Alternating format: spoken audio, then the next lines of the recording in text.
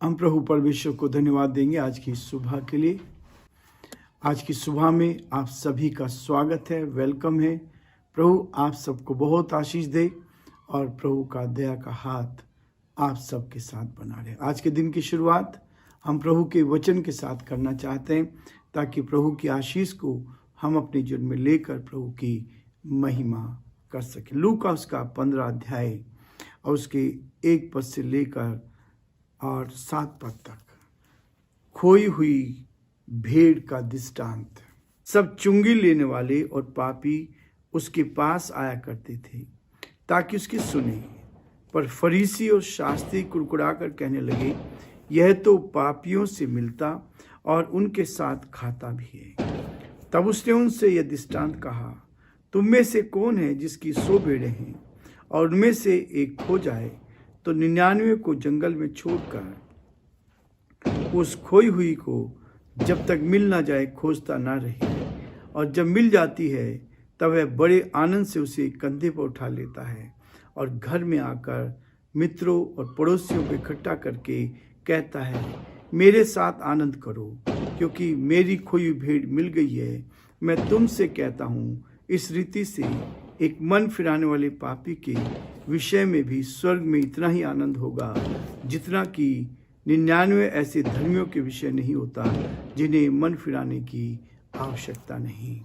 परमेश्वर अपने इस वचन के पढ़े और सुने जाने पर आशीष दे, आमीन। हम दुआ करेंगे। जीवते और सच्चे विश्वास के योग्य परमेश्वर, हम धन्यवादित हैं कि आज की सुंदर सुबह आपने में दी है कि हम आपके चरणों में आ जाएं, आपकी महिमा कर सकें, आपकी बड़ाई कर सकें, आपकी स्तुति कर सकें, आपके नाम को हम सराह सके। दयालु, हे सामर्थी, हे विश्वास के योग्य परमेश्वर, हम धन्यवाद देते हैं कि आप हमारे महान प्रभु हैं, दयालु पिता हैं, विश्वास के योग्य परमेश्वर, हमारी सहायता रक्षा करने वाले परमेश्वर। हम धन्यवाद देते हैं कि आप दया के धनी और विश्वास के योग्य परमेश्वर। पूरे राजस्थान के सेवकों के लिए, पूरे हिंदुस्तान के सेवकों के लिए, आपके दास और दासियों को आपके हाथ में सौंपते हैं और प्रार्थना करते हैं हर एक को अपनी महिमा के लिए इस्तेमाल होने दे। प्रार्थना करते हैं प्रभु जी हमारे प्रदेश के लिए, इस प्रदेश राजस्थान पर आपके अनुग्रह की दृष्टि चाहते हैं। प्रार्थना करते हैं प्रभु इस प्रदेश के द्वारा आपके नाम को महिमा मिले। प्रभु यहाँ के मुख्यमंत्री अशोक गहलोत जी को भी आपके हाथ में सौंपते हैं। आपका सुरक्षा का हाथ उनके साथ भी बना रहे ताकि परमेश्वर वो भी आप में सुरक्षित रहे, आगे बढ़ते जाएं, आपकी महिमा कान बन सके। हमारे देश के लिए, देश के राष्ट्रपति के लिए, प्रधानमंत्री के लिए प्रार्थना करते हैं, उनको भी संभाले, आपका हाथ उनके साथ बना रहे। इस डिवोशन को आपके हाथों में सौंपते हैं। आज अपनी वाणी को सुनने में मदद करें ताकि आपकी आवाज को हम सब सुन सकें और आपकी महिमा कान बन सकें। बड़े आदर के साथ हम सभी को और इस डिवोशन को आपके हाथों में सौंपते हुए विनती को अपने प्रभु अपने धारकर्ता यीशु मसीह के नाम से मांगते हैं, आमीन।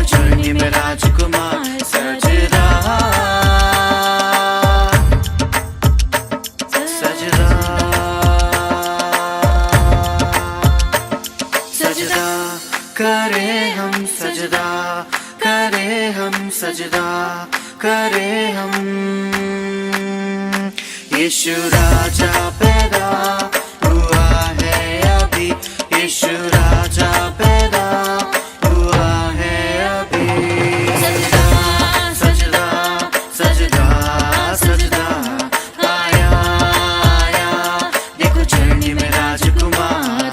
सजदा सजदा सजदा सजदा आया आया, देखो चरनी में राजकुमार। सजदा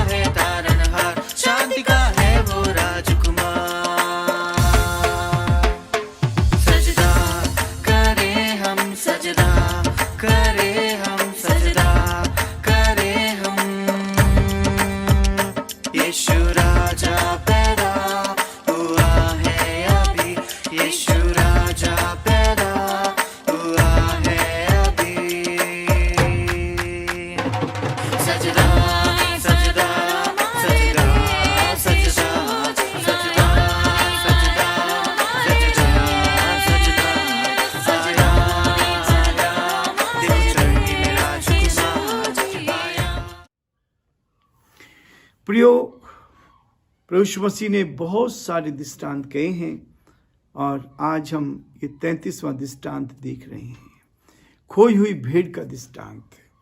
ये मत्ती 18 अध्याय उसके 12 से 14 पद में पाया जाता है और यहाँ लूका ने भी इस बात को स्पष्ट किया है कि प्रभु क्या कहता है इस बात को। प्रभु यीशु मसीह ने इस चीज को, सब चुंगी लेने वाले और पापी उसके पास आया करते थे। चुंगी लेने वाले जो होते थे ये टैक्स की चोरी करते थे। चुंगी तो लेते थे लेकिन उसका बहुत सारा हिस्सा अपने पास रख लेते थे। लेकिन यीशु मसीह इन पापियों से प्यार करता है। यीशु मसीह पापियों का नाश करने के लिए नहीं परंतु उनसे प्यार करता है, और जब उनसे प्यार करता है तो इस बात को दर्शाता है। वो क्या कहता है कि ये उदाहरण, इस बात की दृष्टांत इस बात को कहता है कि प्रभु यीशु मसीह चुंगी लेने वालों और पापियों से घिरा हुआ था। चारों तरफ ये लोग घिरे हुए हैं, चारों तरफ लोग आए हुए हैं, वो उससे प्रश्न कर रहे हैं, उनको संदेश दे रहा है। वे प्रभु यीशु मसीह की बातें सुनने आए थे। पापी लोग प्रभु यीशु मसीह के पास है। यीशु मसीह ने एक जगह स्पष्ट कहा है कि जो डॉक्टर होता है, वैद्य जो होता है, वो बीमारों के लिए है, भले चंगों के लिए नहीं। मैं धर्मियों को नहीं परंतु पापियों को बचाने आया हूं। प्रियो, जो अपने आप को धर्मी समझते हैं, यीशु मसीह उनके लिए नहीं आया। वो कहता है कि मैं पापियों के लिए आया। जो अपने मन में इस बात को सोचते हैं कि मैं पापी हूं और मुझे किसकी शांति की आवश्यकता है, मेरे जीवन में से यह शांति दूर हो जाए, मुझे शांति मिल जाए, तसल्ली मिल जाए, आनंद और खुशी मिल जाए, तो वो प्रभु के पास आते हैं। और इसलिए शास्त्री और फरीसी ऐसे सामाजिक और नैतिक रूप में पतित मनुष्यों को प्रभु यीशु मसीह की निकटता में नहीं देखना चाहते थे। वो नहीं चाहते थे कि ऐसे लोग यीशु मसीह के पास आ जाएं, ऐसे लोग बच जाएं, ऐसे लोग प्रभु के पास आ जाएं। वो इस बात को नहीं चाहते थे। वे चाहते थे कि प्रभु यीशु मसीह वास्तव में परमेश्वर का जन है तो इन पापियों से उनके समान ही कोई संबंध नहीं होना चाहिए। वो संदेह कर रहे थे, कुरकुरा रहे थे। यहां लिखा है कि और पर फरीसी और शास्त्री कुरकुरा कर कहने लगे, यह तो पापियों से मिलता है और उनके साथ खाता है। पापियों के साथ मिलता है। यीशु मसीह पापियों को बचाने के लिए आया प्रियो, और इसी बात को कहता है। जब शास्त्री फरीसियों ने कहा यदि वो ईश्वर होता, परमात्मा होता, परमेश्वर होता तो समझ जाता, जान लेता और वो इनसे संबंध नहीं रखना, परंतु प्रभु यीशु मसीह ने यह प्रकट करना चाहते थे। यीशु मसीह इस बात को स्पष्ट करना चाहते थे कि वो पापियों को ढूंढने और बचाने के लिए इस दुनिया में आए। पापियों को ढूंढने और उनको बचाने के लिए इस दुनिया में आया। वो चाहता था कि लोग ये जाने कि मनुष्य कितनी भी पाप में दशा में क्यों ना हो, यदि वह पश्चाताप करता है तो परमेश्वर उसे आनंद पूर्वक स्वीकार करता है। जो व्यक्ति अपने गुनाहों से तौबा करता है। और प्रियो, संसार में भी यदि हम किसी के प्रति कोई गुनाह करते हैं, किसी के प्रति किसी को हमने चोट पहुंचाई है और यदि आप उनसे माफी मांगते हैं तो वो आपको क्षमा जरूर करेगा। ये संसार में भी रीति है, संसार के लोग भी करते हैं। यदि आपने माफी मांग ली, यदि कोई कठोर दिल का व्यक्ति हुआ, वो आपको माफ नहीं करेगा। लेकिन यदि आपने माफी मांग ली है और वो उसको यदि माफ नहीं करता तो वो भी माफी के लायक नहीं होगा। प्रियो, यहाँ प्रभु यीशु मसीह कहते हैं कि कोई भी कितना भी पापी हो, पश्चाताप करता है, पाप अपने गुनाहों को मान लेता है तो परमेश्वर उसे आनंद पूर्वक स्वीकार करता है। उसे जीवन से मायूस होने की आवश्यकता नहीं, इधर उधर भटकने की आवश्यकता नहीं है। वो प्रभु के पास आए और प्रभु उसको क्या करेगा, जीवन देने वाला परमेश्वर है। वो कहता है इस बात के लिए। तब उसने उनको दृष्टांत, जब ये फरीसी लोग कुरकुरा रहे थे, धार्मिक लोग कुरकुरा रहे थे। धार्मिक लोग क्या करते हैं, जो सच्चाई थी उसके विरोध में काम करते थे। तब उसने कहा, यीशु ने कहा, तब उसने उनसे यह दृष्टांत कहा, तुम में से कौन है जिसकी 100 भेड़ें हों। देखिए, प्रभु यीशु मसीह उदाहरण दे रहा है। तुम में से कौन ऐसा व्यक्ति है जिसकी 100 भेड़ें हो और उसमें से एक खो जाए, तो क्या करेगा? वो उन 99 को छोड़कर एक को ढूंढने जाएगा। क्योंकि परमेश्वर की नजरों में एक व्यक्ति भी महत्वपूर्ण रखता है, एक आत्मा भी महत्वपूर्ण रखता है। आज ही मैं बात कर रहा था, अपने प्रियो से बात कर रहा था, कुछ लोगों को बता रहा था इस बात के लिए परमेश्वर क्या करता है, हमें खोजता है, हमें खोजता है।